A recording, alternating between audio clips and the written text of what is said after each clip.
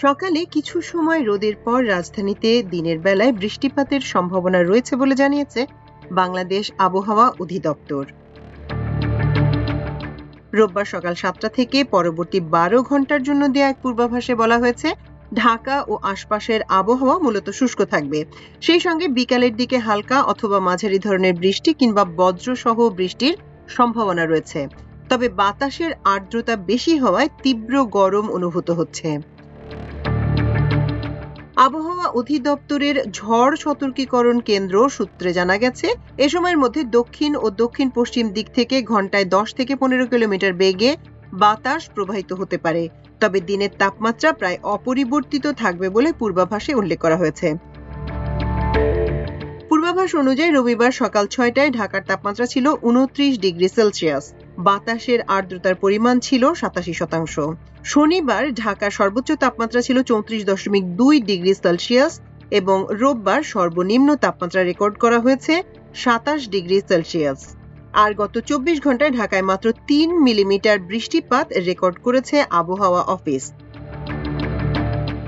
রোববার সকাল 5টা থেকে দুপুর 1টা পর্যন্ত দেশের অভ্যন্তরীণ নদী বন্দরগুলোর জন্য দেয়া আবহাওয়ার পূর্বাভাসে বলা হয়েছে এসব এলাকায় বর্তমানে কোনো সতর্ক বার্তা নেই এবং কোথাও সংকেত দেখানোর প্রয়োজন নেই, ফলে নৌ চলাচলে বড় ধরনের কোনো ঝুঁকির আশঙ্কা নেই। অন্যদিকে গতকাল সকালের চেয়ে ঢাকার বাতাসে আজ খুব বেশি উন্নতি হয়নি। গতকালের 80 AQI স্কোর থাকা ঢাকার বাতাসের আজকের সকালের স্কোর 79। এছাড়া গতকালের 88 স্থান থেকে আজ বাংলাদেশের রাজধানী নেমেছে 24তম স্থানে। কণা দূষণের এই সূচকে 50-এর মধ্যে থাকলে তা ভালো বলে গণ্য হয়, আর স্কোর 50 থেকে 100-র মধ্যে থাকলে তা মাঝারি হিসেবে শ্রেণীভুক্ত করা হয়।